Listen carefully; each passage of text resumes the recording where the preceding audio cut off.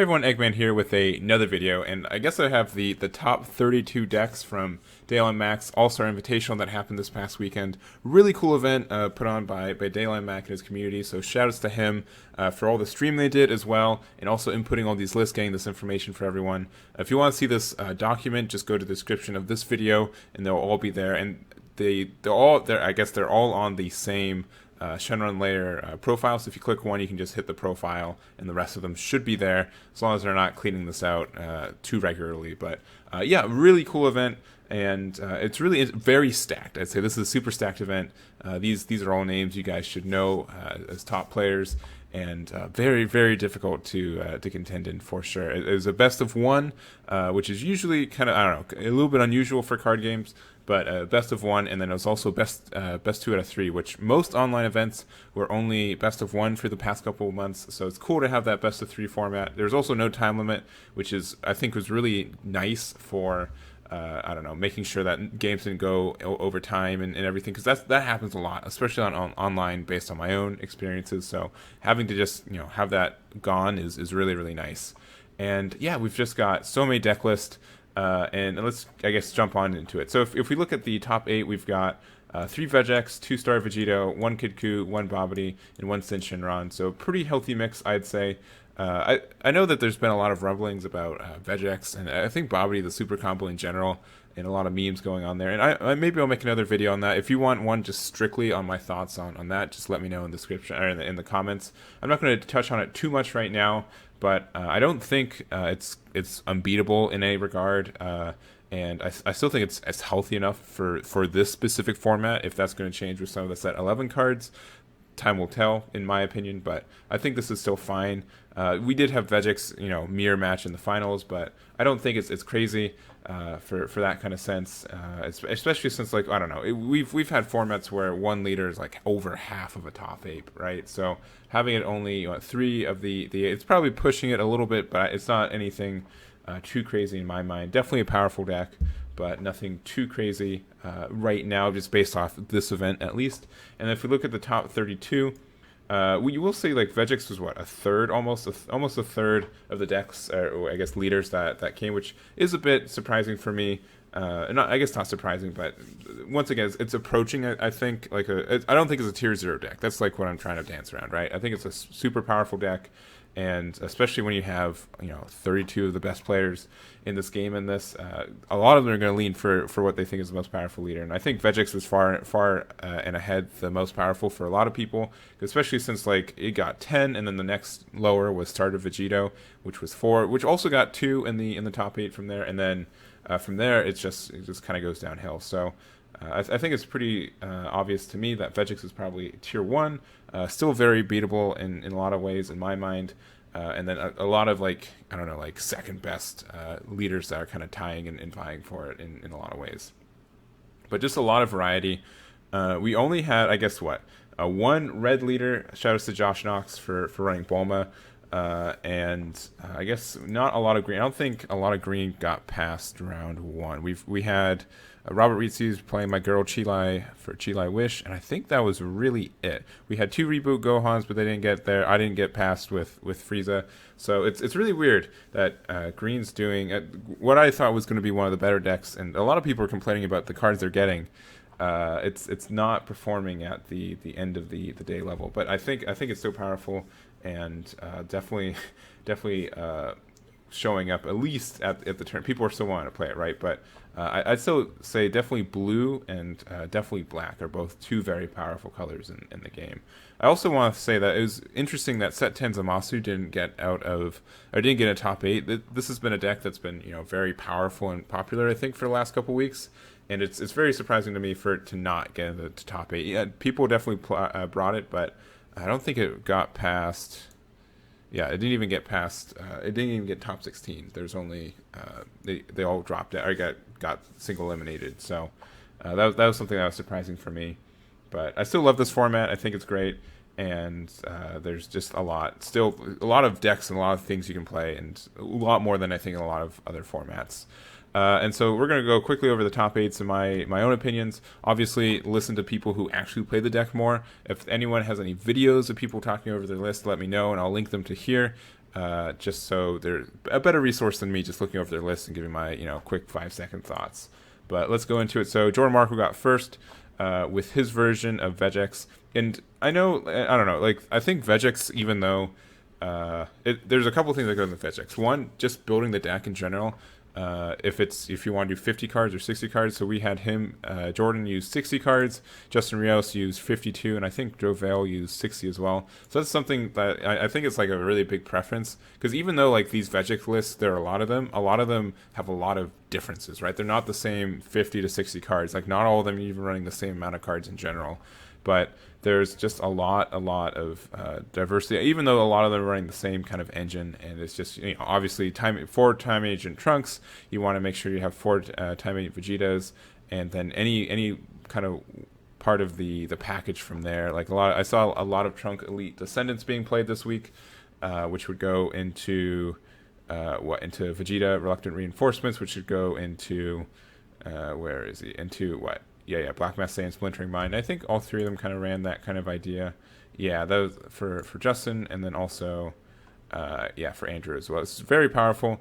Something that Vegex really does is that it doesn't take a lot of damage early, and so doing these 2-for-1 trades for Black Mass Saiyan is still very powerful, and it's definitely a worthy trade for most of the time. And what else is there? So I don't know. If you look at these lists, they're definitely very different from each other. There's definitely the same kind of core, but there's a lot of tech choices you can choose, which really makes it interesting to see what people are wanting. Of course, all 3 of them are running 4 Bibbities from there, but you can see like Jordan wanted to play Dark Power, Black Mass Saiyan. He thought that was important enough in the main. But I don't think either of these other guys did. Andrew Dovale and Justin Rios. Justin Rios definitely had like the I'd say the smallest kind of deck, and it was really powerful. And I played him first round, and then there's also the video of him hitting all 5 cards with the top 5 of a burst effect with this. And so that's kind of what you get with these smaller packages, right? You have more of a chance to hit the cards you really need and everything, and it just really pays off and can be kind of more consistent than I would say maybe Jordan Markle's or Andrew Duvall's list, where the cards are still there, but it's going to be harder to get like really like I don't know, like miracle like bursts like that, because we've got like once again the Time Agents get played for free, gets played for free, Gotenks get played for free, and then also the tournament pack with Vegex. As long as you have 3 more energy, which is fine for this. I don't know, kind of late for this deck, but it's okay. It's also running this 5 drops, which is Union Potara for 3. You can also Union choosing cards from your warp for this. So just like kind of like I guess a free player, and like, it kind of slows you down. A lot of them were playing also like obviously like the idea was being able to get like a really really big double strike that your opponent wouldn't be able to interact with. And I think like the one thing you have to be careful with this is there's not a lot of battle card destruction during the combo stuff being played right now, right? And I think this deck is really good at taking advantage of that. Though we also do have like our leader swings, and unisons can't be interacted with that much right now. Next set there is some more interaction with it. So if you give a double strike with Hidden Power E Supreme Kai, and then you just remove the double strike, or you make them remove a counter, that can be more troublesome for them in the future as well. So I don't know. That's just my thoughts about these decks. I think they're all very powerful. I like how there's some different ideas for them as well. But they're all kind of running the Vegex package in general. And then I think Black Mass Saiyan is a really good kind of win condition, or can kind of like win you the game just because it can pressure life really, really good. Anything else in the side? Nothing too crazy in my mind. Dark Power, Black Mass Saiyan I think is a must for some decks. It looks like Andrew decided to play a little bit more conservatively, or like long game, with having Black Smoke Dragon and also Foos in his sideboards for that, and Demonic Absorption too, which I don't think sees a lot of play, but just being, I think like it's good for Invoker because you can just remove one of their Invoker cards. And definitely Kotsukai too I think is in all of these decks, in side or main. This card's just fantastic for a lot of things, especially like if you draw some of the cards you need for like your what is it? Your Time Agent stuff. So like if you draw some of those, you can put them in the bottom of your deck and they get back in there. And if you don't even have effect that shuffles your deck, you can know where they're at, and so you can like mill them kind of strategically if you can. So anyways, I've talked enough about these decks. They're good, obviously. I don't think you guys have to be told that. But they are still unique in my mind, and I think there's a lot of personality you can put in these decks, and I think that's really cool. I don't think it's just put these 50 cards in a deck and be fine. And there is some chance, and there's some definitely some skill to pilot these correctly as well. Next up, we've got Isaiah's Herring's Skillless Goku. I really like this deck. This is something that I've been kind of theory crafting a while. There's just been like a lot of good cards for especially red skillless, and we got this in the last draft box. So I'm happy he was able to put this list together, and he got third too, which is fantastic. The main new cards that we got are the new Unison. So Son Goku Jr. and Vegeta Jr. So it either gets to pump up all your skillless battle cards by 5k, which is nice, and this card as well. You can play up just two for -1 for just 1 energy. You can play 2 skillless battle cards at any cost of 1 from your deck or drop area, or for -2 you can shuffle 2 skillless battle cards from your drop area into your deck and draw 2. So this just gains so much value. And if you think of it just like an extra card, right? For 1 energy, you're able to pump everything for 5k, or get a 15k and then boost all your other guys. Or for 1 energy, even if this dies, for 1 energy you can just play 2 skillless for free, so you can just have a bunch of attacks going through. And R for -2, you get to draw 2 cards, which is like what Goku Ape does. So I really like this card, and I'm happy it was able to fit in this deck. It's also the new anniversary box on Goku and Android 8 Bonds of Battle. So if your leader card is black, so Son Goku Childhood, when this card is played, add up to 1 card from your life to your hand, then play up to 2 skillless battle cards, 10k power from your deck or drop area. And if shuffle your deck if you look through it. So just being able to play this guy for 2, being able to help self-awaken, which this deck is, you only need to like ping yourself once or twice to be able to awaken, but just having that is great. And it's so much value too, because you play this for 2 energy and you play 2 other cards and take a life, with also like the additional effect with this, which is cool. And he's also an Android, it's still a Son Goku Childhood too. So if you're using Bonds of Friendship Android 8, which he is, you're able to like combo it off, and then when you do that, you're able to KO stuff. So this is like a better card, like a card that does blow up during the battle step. So I think that's really important right now, and can catch some people off. Some other red support. So he's running 7 red 1-drops. So Son Goku and Mr. Buu. No, I don't think there's any other synergy besides just these 2 being just the 1-drops. He's also running Universe 4 Assemble, so you can choose up to 2 skillless battle cards with 10k power in your drop area and or warp and play them. So I mean, 10k worth of combo, which can also swing, and then you can combo with them afterwards too. So just a lot of value from this card.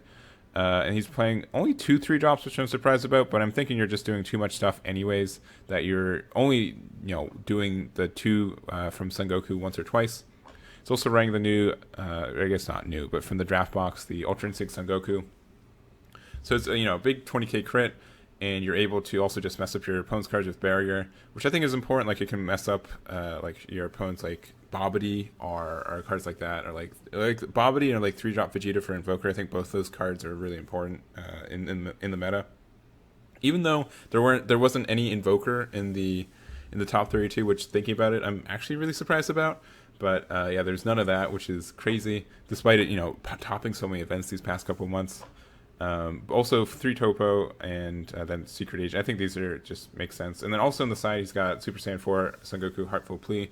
And I like this card too, in case like you can be slow and you don't have to awaken immediately. This can be like a really good mid-range option for the deck. So I really like these cards. I think Isaiah did a really good job. And this was definitely like an archetype I was hoping to be found with some of the new support that Skillless got. And once again, I'm happy he did so well. Next up, we've got the 2 Star Deck Vegetos. So we've got Jonathan Rodriguez and Markus Mckinney. With these 2 builds are moderately similar.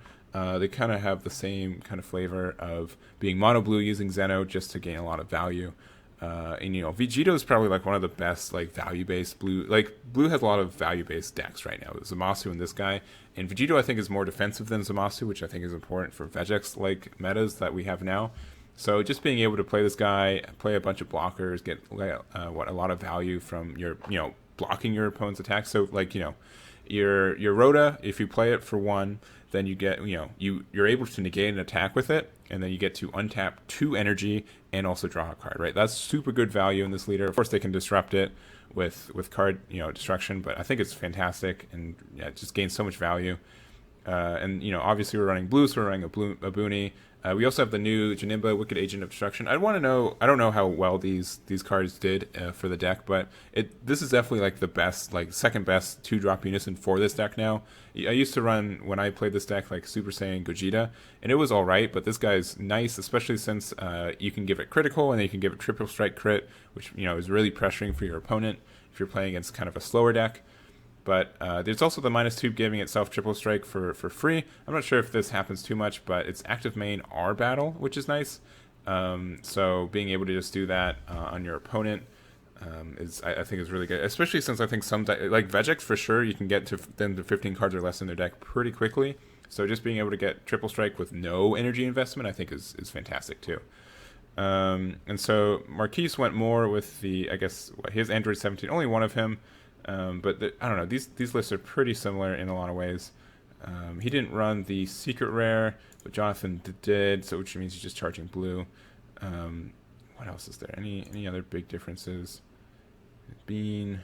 So they're also running the Super Saiyan Chu Trunks, which is this card's really expensive, so it's good that it's good thing it's an untapped tournament. But you're able to just stop your opponent from swinging as much. So when this card is played, your opponent can attack with battle cards with energy cost greater than their current energy for the turn, unless they choose 2 cards from their hand and place them at the bottom of the deck in any order. So just being able to prevent them for that, it's kind of like a mini Topo in a lot of ways, which is fine because Topo is fantastic already. Nothing else too much. I think Jonathan was running 52 cards while McKees was running exactly 50. Nothing too crazy on their sideboards too. He's running the this Go Tanks, which I think is a good backup unison for a lot. Just being able to remove 2 cards with barrier, I think is good. So I think that's a great sideboard choice there, especially when we have a lot of agent destructions going on. But yeah, I really like Vigil. I like this leader in general. I think this is really strong. So just definitely because it's able to be very defensive and proactive at being defensive as well. There's a lot going, a lot good going for it right now. Next, we've got Shenron. I honestly don't have a lot to talk about this deck because I think this deck kind of builds itself in a lot of ways, and it just kind of goes down to the player to do this. But he's running I don't know, pretty much the standard. Once again, this deck builds itself. You're playing your negative 2-star ball, 1-star ball, and then you have a bunch of blockers. He's running the Zarbon, which is able to switch your blockers to active mode, so you can block with them again later in the turn. I'm surprised he's not running the secret rare. I feel like that card is really, really good. So I'm surprised he's just not doing that, especially because he's got a bunch of 1-drops he can take advantage of. He's also running one of the Shenron Harbinger of Ruin, and this is activating once per turn. Choose up to one of your cards in rest mode. Place its owner's drop. Choose up to one of your opponent's cards switch to rest mode. Okay, and then once the card is removed from your skill by a battle area, add up to 2 yellow cards with 1k power less for your drop area for your hand. So probably just trying this card out. I can't see why this would be advantageous in many. Maybe this is the secret rare and they just did the wrong one in the deck list. That's what I'm leaning towards, actually. That might actually be the case, because I feel like the secret rare is better than this one, and there's only one of it. So there might be a correction, but that's what I assume there. But yeah, big boys at the end. It's running Fooz, Shrouded in Mystery, and also Celzino. I think Fooz has always been a threat if you can get to 6 energy consistently. So I think this is a really good card. And you obviously can get this guy really easily out because you get a big old 9-drop, and then you just need a 3-drop or something. So just a great finishing condition as well if you just don't want to pay 6 for it. And yeah, nothing crazy from there. Pretty modern side deck. A lot of people running Haru, and this is for if your opponent's leader is green or yellow, and there weren't a lot of green or yellow leaders. This is Shenron and the rest, right? Yeah, so there was starter, all the green decks that most of them got knocked out round 1, and then I guess Go Tanks was another idea for it, but yeah, this is Ian's deck. Congrats, especially since he was the only Shenron player in the tournament. So congrats getting on in top 8. Pretty standard, and it'll be interesting to see how this deck changes with the new Series 11 cards for kind of the Shadow Dragon archetype. Lastly, we've got Marcel Russell with Agent of Destruction Bobbity, and this is this is not an insult, but this is literally almost exactly 2 anniversary boxes smushed together. Which is totally fine, by the way. The deck's really strong, and Marcel's an excellent player. But yeah, it's pretty. Once again, it really is a build your own deck. in a lot of ways. I think the unique cards are so 4 cents of beans. That was a choice of his. He went with both unisons, which I don't see as many people running the Janimba one in Agents, but you still get it to your hand for free and everything. So there could be some good reasons for that. I feel like if you run this card, you'd want to run the Trunks counterplay as well, but I don't know. He did not. I mean, he did well, so I'm not going to say that I don't know. I know better. He's also ran, I guess the 2 of the older agents, so the 2 of the Android 13s, which can get a lot of value in the late game, and then also Lord Slug, which is just kind of, I guess, like mid-range, value from him just being able to, make them discard a card as well. You also can get your super combos back, I think. So for 1 green, you can choose up to 1 Slug Armory. Then your original cost of 3 or less other than this and play it. But it's from your hand. So yeah, I'm not sure. I mean, you still can play this for free. I see a lot of people kind of mix their super combos with maybe like 2 of him and like 2 like the Roshis or something, but he went 4 with these guys and it did well for sure. And then 2 a Bardock Awakened Instinct, which I think can be really helpful late game because you need to get card draw. So being able to you're not doing any sparking. There's a little bit of graveyard interaction, but not a lot. So this can help you out there. 2 Champas because it's Marcel, and then the 12 drop Cell Xeno, which can be really good at just finishing off your opponent. You can get 12 a lot of ways, especially because most of these guys are green agents and there's some yellow ones, and that's really it. So nothing. Once again, okay. So he is running the counterplay God Sealing Trunks in the side, so that makes sense for the unison he runs, and then also Bojack as well on the side. This could be really disruptive as well in the right deck because you're able to play it for free and you can swing with it, and then you can for 2 energy lock out your opponent's leader, which can, once again, depending on the leader, can really lock him out. So I think that's a cool sideboard, and I think that's really all I've got for this. So and that's the top 8 for you. Hopefully you got some insight from me rambling about these 8 lists that I didn't run, but I still like this meta. If you want me to go more in detail about what I think about Vegex, let me know and I'll make another video for that. And my thoughts going into kind of our set 11 meta we're going into, and that's really it. So thank you guys so much for watching, and I'll catch you all next time.